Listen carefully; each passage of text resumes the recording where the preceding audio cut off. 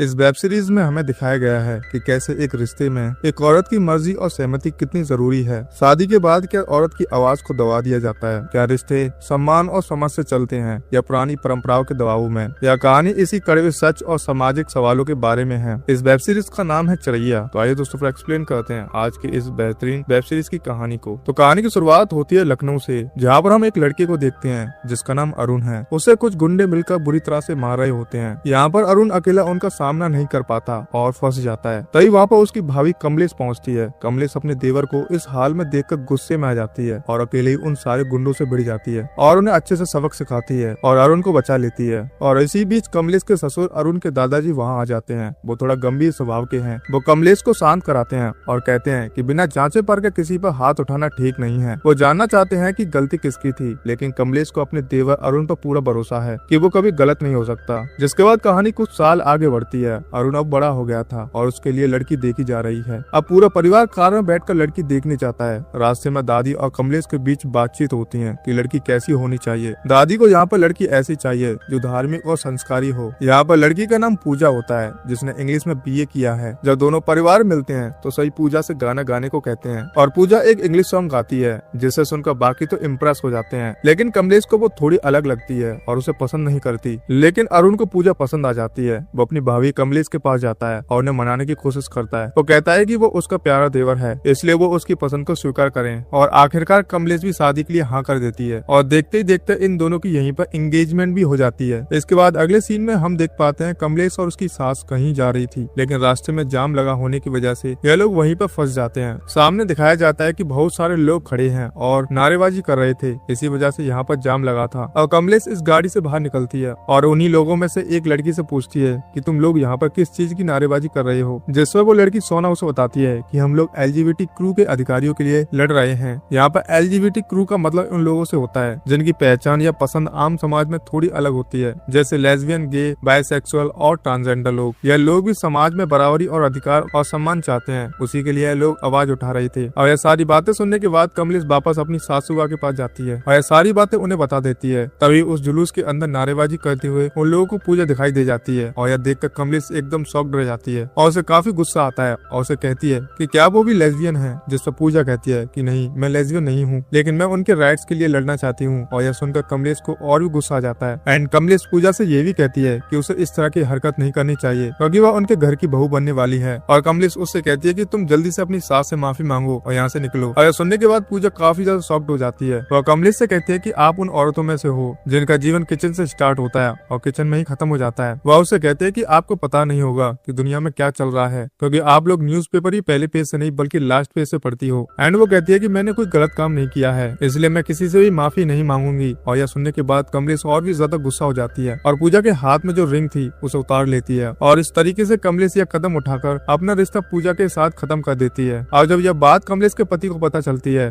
तो उसे काफी ज्यादा समझाते हैं। एंड वो उससे कहते हैं जो तुमने यह सब कुछ किया है इसे जल्दी से सॉल्व करो। लेकिन कमलेश किसी की बात मानने के लिए तैयार नहीं थी। यहाँ तक कि अरुण भी उसे समझाने की कोशिश करता है, लेकिन कमलेश उसकी भी बात नहीं सुनती। और अब पूजा के पास कोई भी ऑप्शन नहीं बचता, इसलिए वो वापस से आती है और उसे माफी मांगती है। उससे कहते हैं कि हमें दूसरों के हक के लिए लड़ना चाहिए, वरना अगर ऐसे ही सब लोग अपने बारे में सोचते रहेंगे तो दुनिया कैसे चलेगी। और यह सुनने के बाद कमलेश भी कहती है कि उसे कुछ बातें देर समझ में आती हैं, लेकिन आ जाती हैं और इसलिए अब वो पूजा को माफ कर देती है और उसकी रिंग भी उसे वापस दे देती है। जिसके बाद फाइनली पूजा और अरुण की शादी हो जाती है। और शादी के दिन पूजा की तबीयत काफी ज्यादा खराब थी, लेकिन फिर वह टैबलेट खाकर किसी तरीके से खुद को संभाल रही थी। लेकिन आज उनकी सुहागरात थी तो अरुण वहाँ पर आता है और पूजा उसे बताती है कि उसकी तबीयत आज बहुत ही ज्यादा खराब है, इसलिए आज वो लोग कुछ भी नहीं करेंगे। लेकिन सब सुनने के बाद अरुण उसकी बात नहीं सुनता और उसके साथ जबरदस्ती करता है। पूजा अरुण से कहती है कि तुमने मेरे साथ यह गलत किया है और इसे क्या कहते हैं या तुम जानते हो ना। जिस पर अरुण कहता है वो उसका हस्बैंड है और उसका यह हक बनता है। एंड वो पूजा से कहता है कि अगर तुम्हें लगता है कि मैंने गलत किया है तो तुम बाहर जाकर सबको बता दो। और यह बोलकर वो पूजा को कमरे से बाहर निकाल देता है। अब पूजा जब बाहर आती है तो वह देखते है कि कमलेश कुछ औरतों के साथ बात कर रही थी, जहाँ पर वह कह रही थी कि औरतें जितना बम से नहीं डरती उतना तमाशे से डरती हैं। अब यह सारी बातें सुनकर पूजा समझ जाती है कि अगर उसने अभी यह बात सबको बताई तो यहाँ पर तमाशा बन जाएगा, जिसकी वजह से वह फिर से रूम के अंदर चली जाती है। और अरुण जब पूजा को देखता है तो वह उसे माफी नहीं मांगता, बल्कि पूजा से कहता है कि अब उसे समझ में आ गया है कि वह कुछ भी नहीं कर सकती और उसे सबक सिखाने के लिए वह पूजा के साथ फिर से जबरदस्ती इंटीमेट होता है। और पूजा पूरी तरह से बेबस हो गई थी। अगले दिन सुबह कमलेश देखती है कि पूजा छत की बाउंड्री पर खड़ी है। कमलेश उसे पूछती है कि वह यहाँ पर क्या कर रही है, तो पूजा कहती है कि उसे घर जाना है। यह सुनने के बाद कमलेश पूजा को उसके घर पर ले आती है, जहाँ पर पूजा अकेले में अपनी माँ को कल रात जो कुछ भी हुआ वह सारी बातें बताती है। तो उसकी माँ का कहना था यह सब कुछ तो पति पत्नी के बीच होता रहता है, अगर शादी की है तो यह सब तो करना ही पड़ेगा। इसमें ना कहने वाली कोई भी बड़ी बात नहीं थी, तभी तो वंश आगे बढ़ेगा। और यह सुनकर पूजा और भी ज्यादा शॉक्ड हो जाती है। उसकी माँ उससे कहती है कि तुम्हें अपने घर वापस जाना होगा, अगर तुम नहीं गई तो मैं खुद को खत्म कर लूंगी।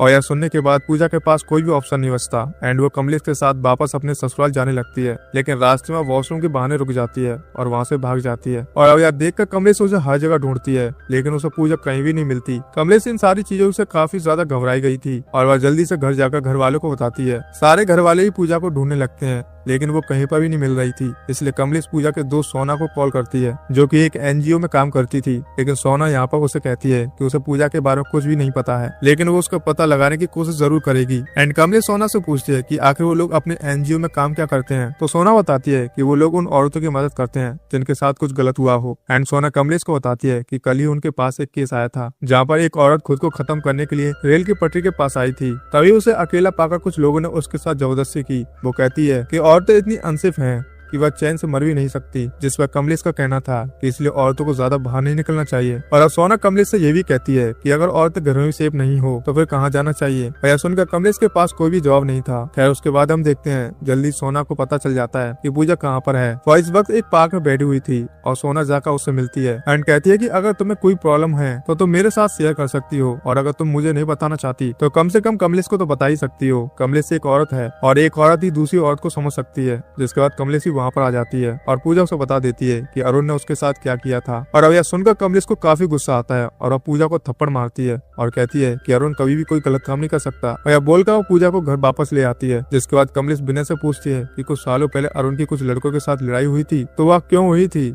जिस पर बिना कहता है कि कॉलेज में ऐसी लड़ाइयाँ होती रहती हैं। और अब कमलेश कहती है कि उसने अरुण की परवरिश की है, अगर अरुण कुछ भी गलती करता है तो कहीं ना कहीं उस गलती की जिम्मेदार वह भी है। खैर उसके बाद हम देखते हैं कमलेश की बेटी उससे पूछते है कि माँ एआई क्या होता है। इसके बारे में कमलेश को कुछ भी नहीं पता था। तो वहीं पर पड़ोस वाली लेडी कमलेश की बेटी पिंकी को बताती है कि एआई का मतलब होता है कि जब कंप्यूटर अपना दिमाग चलाता है उसे एआई कहते हैं। और यह सुनकर कमलेश भी काफी हैरान थी। और अब कमलेश उसे पूछते है कि तुम्हें यह सब कैसे पता। जिस पर वह पड़ोस वाली लेडी बताती है कि कल ही मैंने न्यूज़पेपर में यह पढ़ा था। और यह सारी बातें सुनकर कमलेश को तुरंत याद आता है कि एक दिन पूजा ने कुछ कंसेंट वर्ड यूज किया था और इसलिए अब उसको जानना था कि एक्चुअली में कंसेंट मतलब होता क्या है। इसलिए वह जल्दी से सोना के पास जाती है और उसे पूछती है कि कंसेंट यानी क्या होता है। जिस पर सोना बताती है कि कंसेंट का मतलब होता है सहमति होना। अगर हम किसी के साथ कुछ भी करना चाहते हैं तो सामने वाले पार्टनर का कंसेंट होना जरूरी है, यानी कि उसकी सहमति का होना जरूरी है, क्योंकि हमारी बॉडी पर हमारा हक होता है और कोई भी हमारे साथ जबरदस्ती या कुछ भी नहीं कर सकता। वहीं दूसरी तरफ पूजा और अरुण हनीमून के लिए जाते हैं, जहाँ पर पूजा अरुण से कहती है कि फर्स्ट नाइट को जो कुछ भी हुआ था उसे भूलकर मैं एक नई शुरुआत करना चाहती हूँ। मुझे पता है कि ये सब भी जरूरी है, लेकिन क्या इससे पहले हम एक दूसरे को जान नहीं सकते? क्या हम अच्छे दोस्त नहीं बन सकते?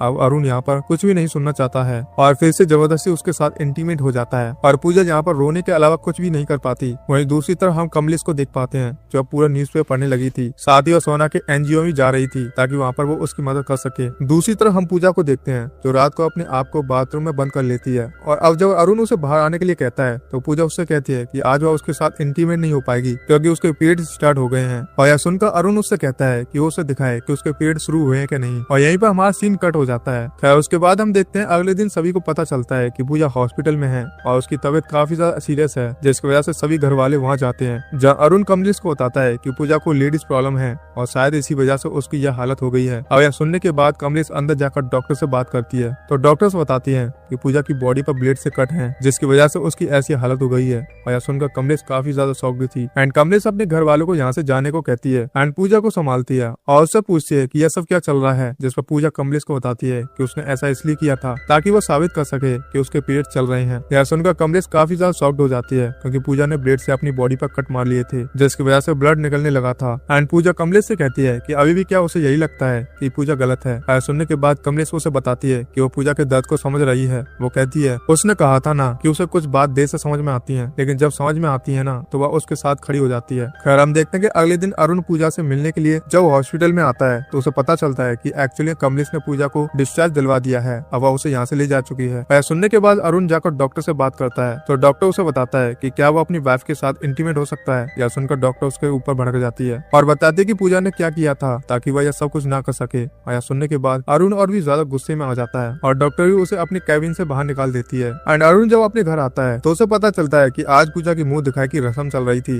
जिसकी वजह से कोई भी मर्द घर के अंदर नहीं जा सकता था। तो पूजा कमलेश से कहती है कि आखिर वो उसे यहाँ पर क्यों लेकर आई है, जिस पर कमलेश कहती है कि उसने खुद अरुण को पाला है, इसलिए मुझे लगता है कि एक बार अरुण के पापा उसे बात करें तो अरुण अपनी गलती समझ जाएगा और वह सुधर जाएगा। कमलेश आगे बताती है कि जब मेरी बेटी पैदा हुई थी तो डॉक्टर ने मुझे कहा था कि मैं अब आगे मां नहीं बन सकती, तो मैंने अरुण को बेटा माना है और उसे ही पाल पोस कर बड़ा किया है। एंड वो कहती है कि मैं अरुण से बात करूंगी और उसे सजा भी दिलवाऊंगी, हो सकता है कि वह इससे सुधर जाए। और अब यह सुनने के बाद पूजा भी उसकी बात मान लेती है। तो वहाँ पर अरुण आ जाता है। अरुण को देखकर कमलेश उससे कहते हैं कि वह पूजा से नहीं मिल सकता, जब तक उसने जो किया है उसकी सजा उसे नहीं मिल जाती तब तक वह उससे नहीं मिल पाएगा। एंड हम देखते हैं अगले दिन कमलेश सभी घर वालों को अरुण के बारे में सब कुछ बता देती है। अब कमलेश को लगता है कि उसके ससुर ब्रह्मा कोई बड़ा फैसला लेंगे, बट ब्रह्मा अरुण से कहते हैं कि वह पूजा से सॉरी बोले। और सुनने के बाद कमलेश काफी ज्यादा हैरान थी। वो अकेले में जाकर ब्रह्मा से बात करती है तो ब्रह्मा कहता है कि यह काफी छोटी सी बात है, इसके लिए वह अपने बेटे को जेल नहीं भेज सकता। जिस पर कमलेश कहती है कि अगर आप नहीं भेज सकते तो मैं उसे जरूर भेजूंगी। और सुनने के बाद ब्रह्मा उससे कहते हैं कि अगर तुम्हें ऐसा ही करना है तो तुम घर से बाहर निकल जाओ। और ब्रह्मा कमलेश और उसकी बेटी पिंकी पूजा को अपने घर से बाहर निकाल देता है। जब बिना कमलेश को रोकने की कोशिश करता है तो ब्रह्मा उसे भी रोक लेता है और वह उसे कहता है कि कुछ टाइम के बाद वह खुद ही वापस आ जाएगी और हमारे पैरों में गिरकर हमसे माफी भी मांगेगी। एंड अब बिना भी यहाँ पर कुछ नहीं कर पाता। और कुछ टाइम के बाद सच में हम देखते हैं कि कमलेश वापस आ जाती है और बिना से कहती है कि आखिर वह जाएगी भी तो कहाँ जाएगी, इस घर के अलावा उसका कोई ठिकाना भी नहीं है। अब बिना उसे समझाता है कि उसने जो कुछ भी किया बिल्कुल सही किया था, कमलेश ने सच्चाई का साथ दिया था, वह गलत के खिलाफ खड़ी हुई थी, इसलिए अब कमलेश को पीछे नहीं हटना चाहिए, क्योंकि अगर उसने ऐसा किया तो वह खुद की नजरों में गिर जाएगी। और अब यह सुनने के बाद कमलेश के अंदर कॉन्फिडेंस आ जाता है एंड वह जाकर अपने ससुर जी का आशीर्वाद लेती है और उनसे कहती है कि वह इस लड़ाई में जीत कर दिखाएगी।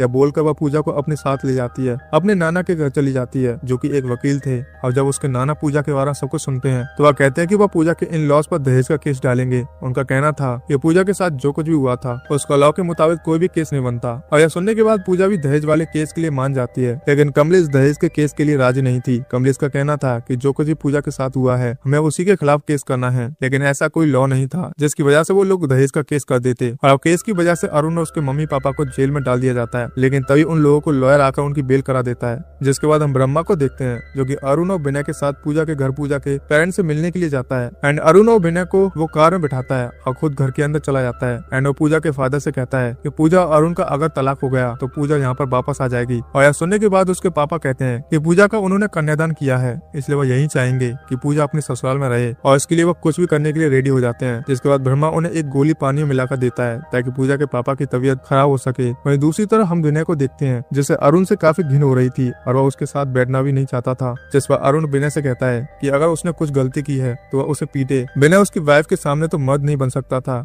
कम से कम अपने भाई के सामने तो मर्द बन सके। और अब यह सुनने के बाद विनय कहता है कि किसी पर हाथ उठाने से या फिर अपनी वाइफ के साथ जबरदस्ती करने से मर्दानगी साबित नहीं होती। अब यह दोनों आपस में बात कर ही रहे होते हैं कि तभी इन्हें पता चलता है कि पूजा के पापा को दिल का दौरा पड़ा है, इसलिए उन्हें हॉस्पिटल लेकर जाया जाता है, जहाँ पर पूजा भी उनसे मिलने के लिए जाती है। तो पूजा के पिता उससे कहते हैं कि वो अपने ससुराल चले जाए। यह सुनकर पूजा भी काफी ज्यादा हैरान थी। यह अरुण पूजा से कहता है कि उन दोनों की लड़ाई की वजह से पूजा के पिता की यह हालत हो गई है और अब पूजा वापस अपने ससुराल तो जाना नहीं चाहती थी, लेकिन अपने पिता के कहने पर वह चली जाती है। जहाँ वापस आने के बाद कमलेश और पूजा को देखकर उनकी सास काफी ज्यादा खुश थी और इसलिए वो अपने घर में आज छोटी सी खता रखने का डिसाइड करती है। और यह सब कुछ देखकर अरुण भी उनसे यही कहता है कि अब सब कुछ ठीक हो जाएगा, लेकिन यहाँ पर कमलेश और पूजा दोनों ही उसके ऊपर बहुत ही ज्यादा गुस्सा थी। लेकिन यहाँ पर हम देखते हैं कि उनकी दादी जी जो काफी सालों के बाद यहाँ बोलती हैं कि आखिर कमलेश और पूजा वापस आ गई। यह देखकर कमलेश काफी ज्यादा हैरान थी क्योंकि काफी सालों से दादी ने कोई भी बात नहीं कही थी। देखते ही दादी कहती है कि हम औरतें ऐसी चुप रहती हैं जिसकी वजह से हमारे ऊपर जो अत्याचार होते हैं वो बढ़ जाते हैं और हद तो तब पार होती है जब एक औरत दूसरी औरत को नहीं समझ पाती और साथ ही नहीं देती।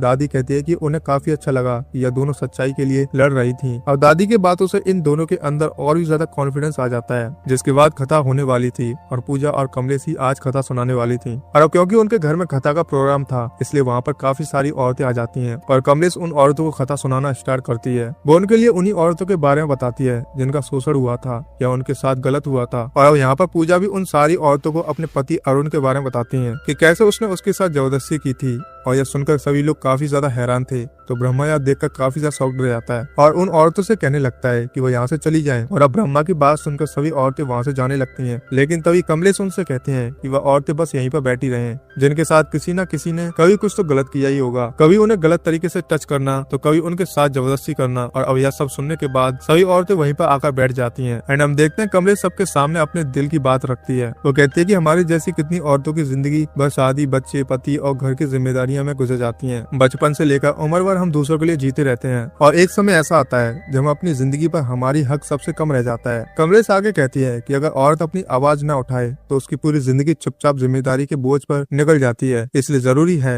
कि हम औरतें अपनी इज्जत, अपनी पहचान, अपने हक के लिए खड़ी होना सीखें। उसकी बातें सुनकर वहाँ पर मौजूद कई औरतों के चेहरे बदलने लगते हैं और धीरे धीरे उसके साथ वह खड़ी होती हैं, नजर आती हैं जैसे पहली बार किसी ने उनके दिल की बात जो उसे कह दी हो। इन सारी बातों को सुनने के बाद कमलेश की सास भी उसके साथ खड़ी हो जाती है। उसी वक्त अरुण अपने पिता के कहने पर पूजा को जबरदस्ती रोकने की कोशिश करता है, साथ ही वो उस पर हाथ उठाने की कोशिश करता है। और यह देखकर कमलेश का गुस्सा फूट जाता है और वह आगे बढ़कर अरुण को एक जोरदार थप्पड़ मारती है। और अब कमलेश उससे कहती है कि आज के बाद अरुण का इस घर की किसी भी औरत के साथ कोई रिश्ता नहीं है, ना तो वह उससे बात करेगा, ना ही किसी रस्म में शामिल होगा, ना ही पूजा से बात करेगा। यहाँ तक कि आने वाले समय में जब पिंकी की शादी होगी तभी वह उसकी डोली उठाने जैसे कामों में पार्टिसिपेट नहीं करेगा। कमलेश कहती है कि अगर अरुण सच में सही होता तो पूरा परिवार उसके साथ खड़ा होता, लेकिन तुम्हारे पिता के अलावा तुम्हारा कोई भी साथ नहीं दे रहा है, तो इसका मतलब यही है कि सारी गलती तुम्हारी है। एंड यहाँ पर हम देखते हैं कि अरुण को अपनी गलती समझ में आ जाती है। वो जोर जोर से रोने लगता है, उसकी आंखों में आंसू आ जाते हैं। वो पूजा के पैरों में गिरकर उससे माफी मांगता है और बार बार कहता है कि मुझे माफ कर दो, आगे से मैं ऐसा नहीं करूंगा